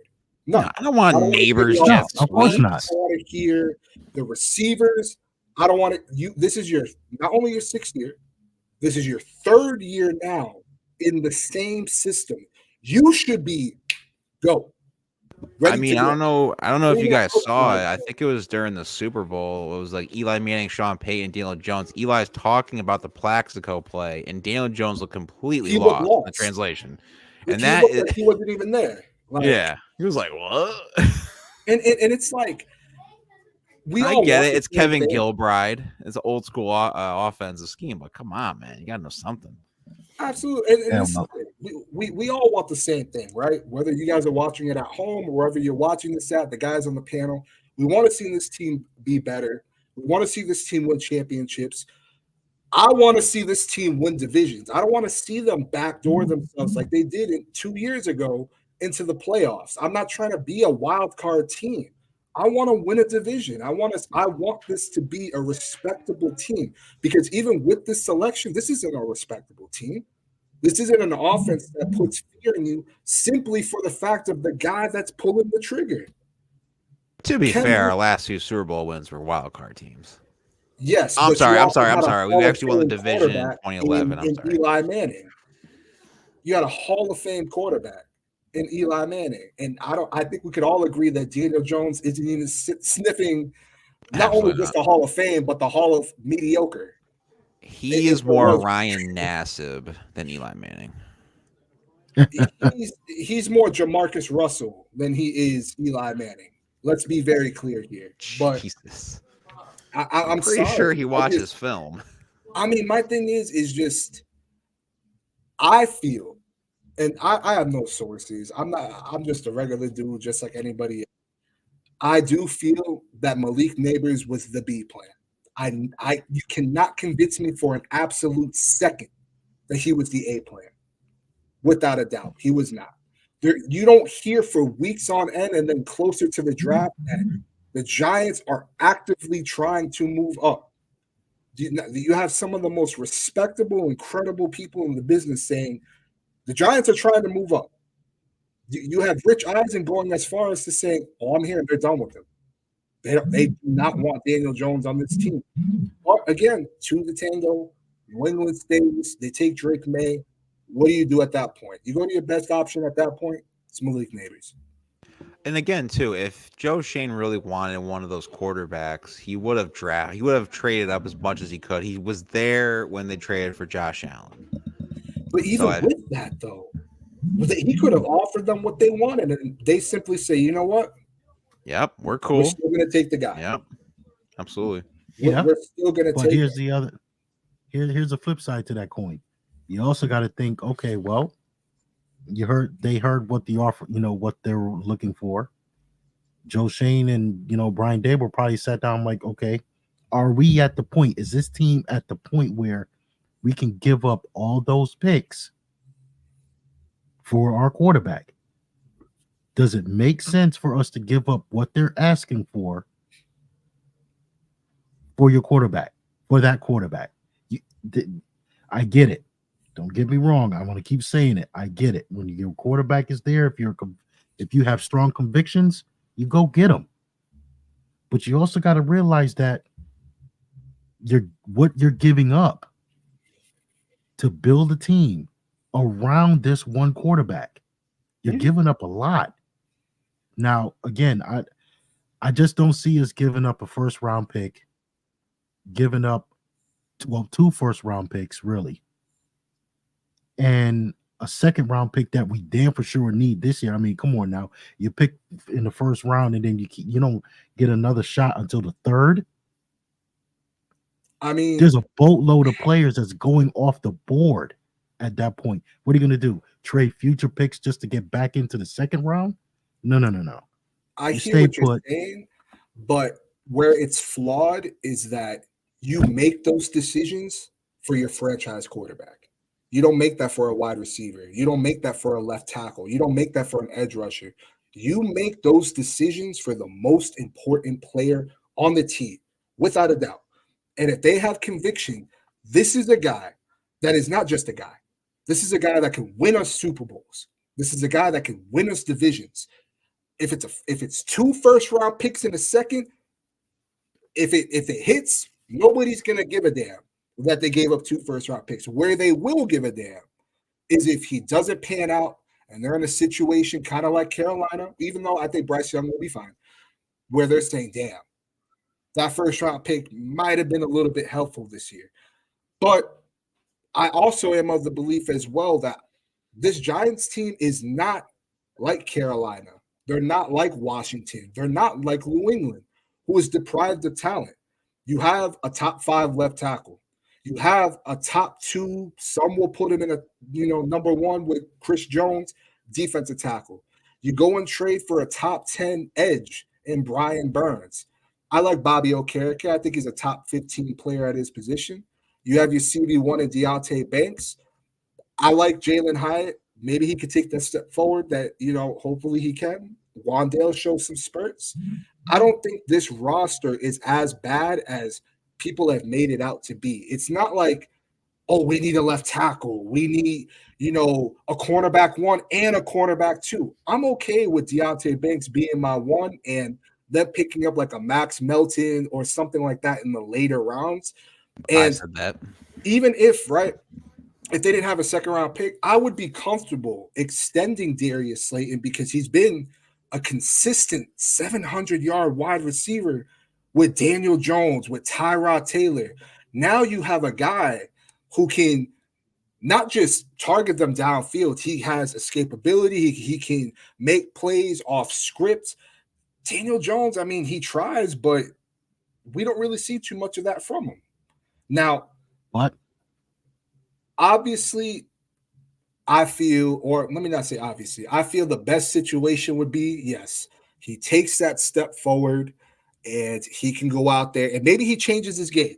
Maybe he's strictly a pocket passer at this point because I'm not expecting him to scramble coming off of an ACL tear, and it's giving me nightmares at the moment. I just feel that even if they would have given up the 6 next year's first and the second, you now then have a quarterback on a rookie contract to where you can address the needs with your other picks, but now you have a chunk of money, not for just this year, but for the next 4 years to where it's like, okay, we can address these other positions like they did with the guard, right? They brought in John Runyon, they brought in some other players, but if you have a quarterback on a rookie contract, you're able to surround him with quality talent. Chicago is in an excellent position right now because not only do they have a very good quarterback now, but he's on the cheap for the next 4 to 5 years. So they can, okay, we got 4 draft picks this year. Who cares? You know why? Because we're going to have a shit ton of money. Next year, we're going to have our draft capital, and it's going to be pennies on the dollar because we have a quarterback making dirt cheap money compared to what's Dak going to get? Over $50 million? So it's like, I understand both sides of the coin, but it's just 6 years of this. But you got to it's like, understand when does this, the Chris. misery end? When do the Giants not become mediocre? It's been over a decade now, but 6 years in the Daniel Jones era. When do they not become mediocre? We'll see. I get it. I like the Malik Neighbors pick. I want to reiterate that. I like the pick. They got themselves a WR1. Who's going to throw on the ball? Rodney, get your phone ready. It might be you. Aaron, get your phone ready. It might be you. My phone's ready right now. It might be me. We don't know. Hey, my whole thing is this. Look, do we have some pieces on our team? Yes. We have foundational pieces. Dexter Lawrence, Andrew Thomas, Deontay Banks. You got Malik Neighbors now as far as wide receiver 1. Wandale is coming on. I'm the same thing with you. I want to see Jalen Hyatt take that next step.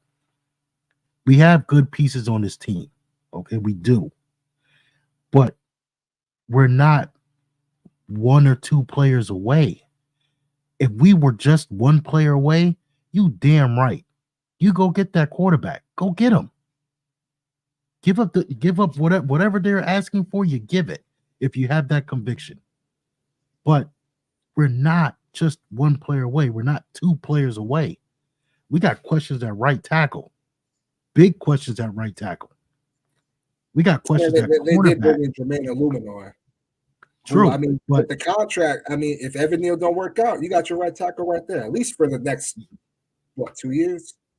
Exactly. But still, it's not like, and yeah, this year you'd be getting rid of capital, and next year you're first, but you still have 5 rounds of picks left on top of more cap space and more money. So let's say Jermaine Illuminor doesn't pan out and Evan Neal, you then can say to yourself, you know what? All right, we're going to get rid of Daniel Jones.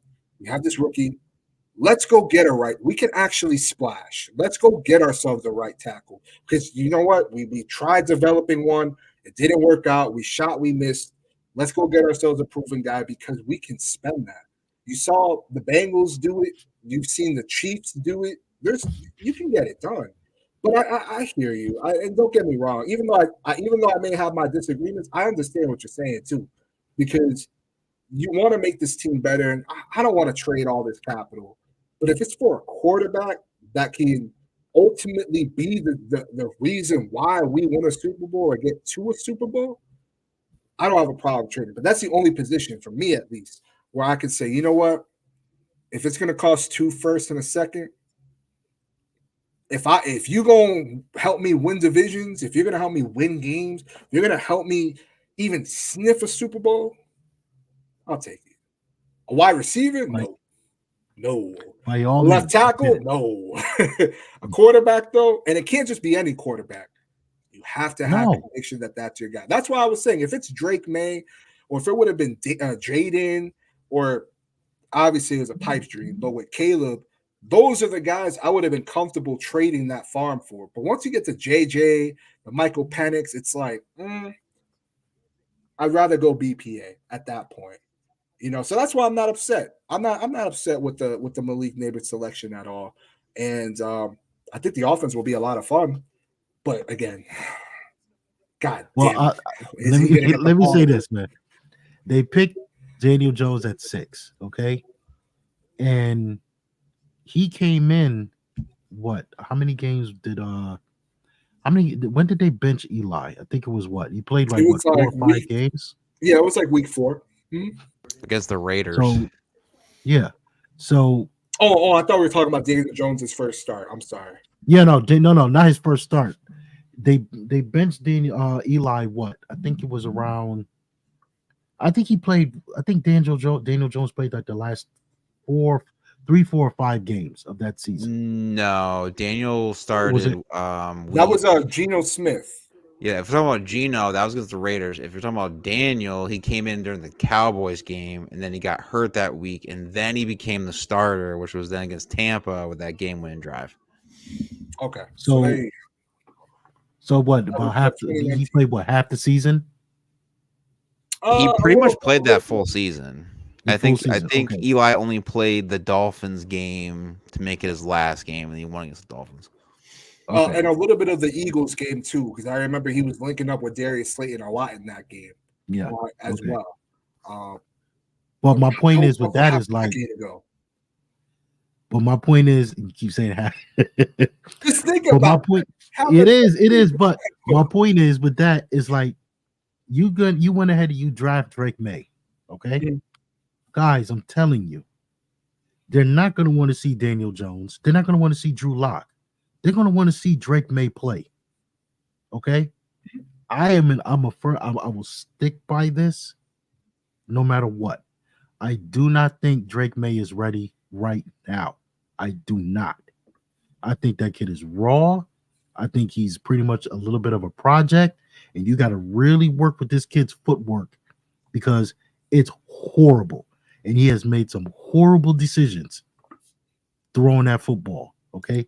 Some horrible decisions, but if you have that type of conviction as far as we're a quarterback and you go get him, unless you have some sort of Kirk Cousins type, Aaron Rodgers type situation where you can have that quarterback sit, then that's the best thing. Sit and learn. Yeah.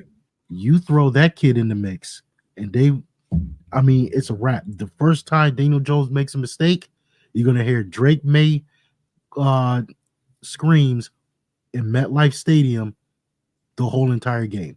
They put in Drew Lock and he makes a mistake, you're going to hear Drake May being his name yelled and screamed throughout that whole stadium until they put him in. Yeah, I mean, it's a guaranteed fact. And if that kid struggles, you pretty much kind of set that kid back now. I don't know. This is my thing, right? I feel like if they would have selected a quarterback, regardless, I feel like Drew Lock was going to start. I think Drew Lock starts. If they would have selected a quarterback, if Drew Lock had a couple bad games or just an atrocious game, I think then they would insert Drake May. And if it gets bumped, or whichever quarterback, if it gets bumpy, you take those lumps. These are the growing pains with the rookie, right? So you would take those lumps. And, you then have Daniel Jones be that mentor, the coach on the sidelines with the notepad and the pen. But, I mean, I hear what you're saying. I mean, in a perfect world, yes, you would definitely want that quarterback to sit. But we all know in today's age of football, that really doesn't happen anymore. We saw it with Jordan Love, but they also had a Hall of Fame quarterback in front of them, and we got Daniel Jones. Then with the Chiefs, I mean, you could argue that they probably should have played Patrick Mahomes earlier. They probably would have won that playoff game against the Steelers that year if they played Patrick Mahomes because he was lighting it up in the preseason. He showed, okay, he's clearly better than Alex Smith, but they chose the route of, you know what, let's ride with Alex Smith, and then we'll play Patrick Mahomes at the end of the season. I hear you. I mean, nowadays, they want these quarterbacks to start early. But I do think that the situation matters too, right? I do feel that if Drake May would have paired up with Brian Dable, that would have been a match made in heaven. There might have been some bumps. There definitely would have been some rookie growing pains. But you say to yourself, okay, you take the flashes, you take the negatives, and it kind of gives you a base of, okay, let's see how he can progress next year. He's going to get those rookie growing pains out of him. Let's see how he progresses next year. But yeah, I mean, in a perfect world, yeah, you would want your guy to sit for a year, have him learn the system, have him get acclimated into the NFL. But that's just so rare nowadays with teams, especially if you're picked top 5. You better be ready to come here now and play because we need you. Exactly. So, and honestly, I think May would have done okay. I think he would have done okay. I don't think it would have been like a Bryce Young situation where he was just thrown into a system. And don't get me wrong, yes, the Giants have a bad offensive line. I think we can all agree that the Giants' offensive line is at least a little bit better than Carolina's. That's different though. He was a number 1 overall pick. That's expected of him to go out there like that. I mean, but then with Stroud as well, I mean, he goes in and he had a way better system. He had the way better situation. He had the ex-Patriots GM. He's gonna have to play now, but what is he going to do at wide receiver? What do they do at left tackle? That's a building process. Whereas with the Giants, you know that your blind side's protected. We'll see what the right tackle's position. Running back, we'll see. You got some wide receivers that you can get the ball out too quickly, and they can do the rest. With Minnesota, you have Justin Jefferson, a top 3 wide receiver. Jordan Addison looked promising. You have a very good offensive mind in your head coach. So I do feel that the situations do matter too with these quarterbacks. And for the most part, I mean, and maybe I'm just a little salty about the Drake May thing. I think most of the quarterbacks went to good situations. Chicago, good situation. Minnesota, that's a good situation for their quarterback.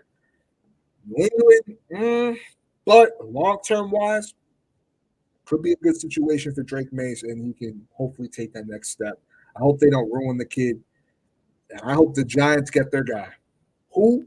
Well, I don't know. I'm going to ask this question. I don't know. I'm going to ask this question. This is a hot take. What's up? Instead of them hiring, what's that idiot head coach we had, Joe Judge, with Jason Garrett on being an OC, that was just, I'm so glad that they're all gone. But if they had hired Dable that time, do you think we would see a different Daniel Jones than what we've seen right now? Yes and no. I feel like maybe he wouldn't be as conservative, but you look at him in Duke, he was always a one-read quarterback. I mean, the athleticism, that would still be there, but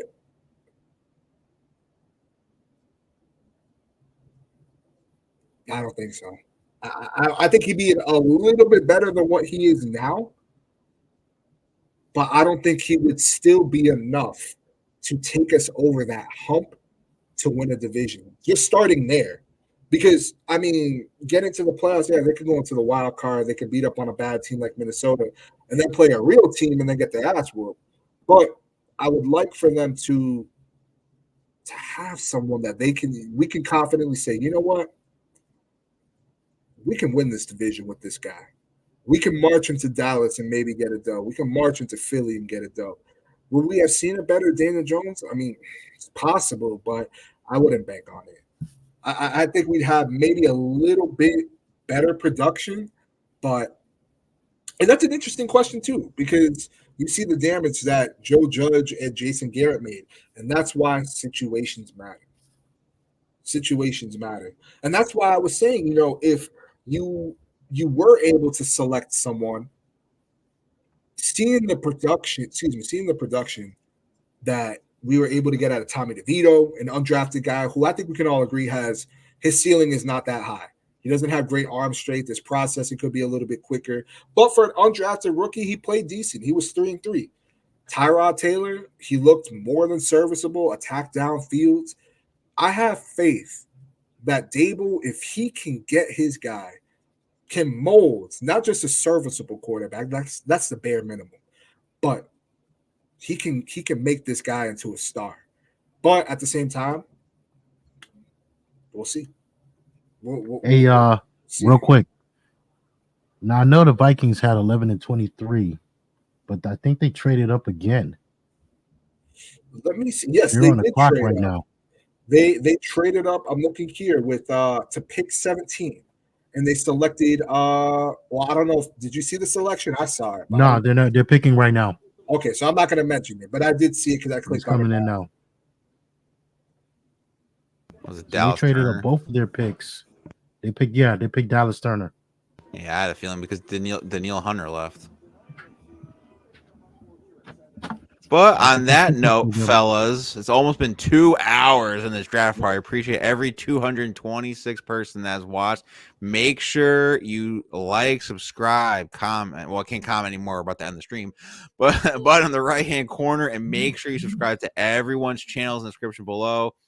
The Big Blue Corner, Giant Topic, obviously CPNY Sports Network. So I think right now, I could be wrong, but CP is doing a Knicks stream, probably like either right now or the next 5 minutes. And once a Knicks fan, hop on over, go check that out. Tomorrow as well, me and CP are doing a Blue Shirts banner episode right after the Rangers game, immediately right after.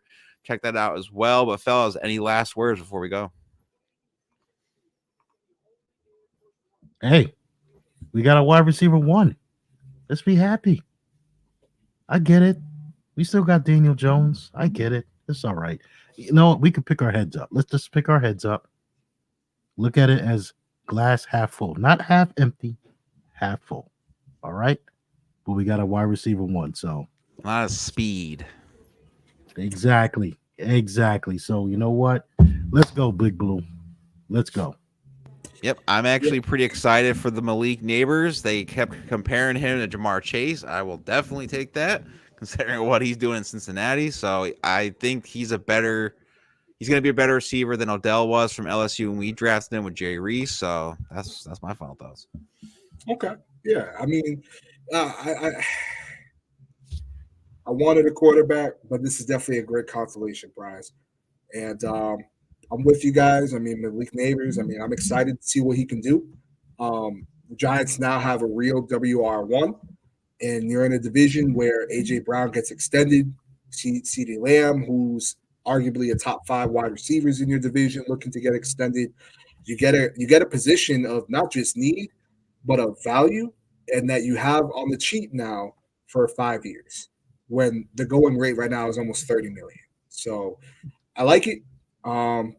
Giants fans, I feel you. If you're kind of feeling like I am, a little disappointed, but like we were saying on the panel, let's keep our heads up. We got a WR1, an electric WR1, and we'll see how the draft pans out. Who knows? Absolutely. They do get that. So we'll see. Yeah, and also too with the intro and outro, it has not been made by CPs, by this guy over here, the other Chris, Giant Topic. So make sure you guys comment on that, how great they are. But on that note, let's go Giants. Peace. Peace. Peace.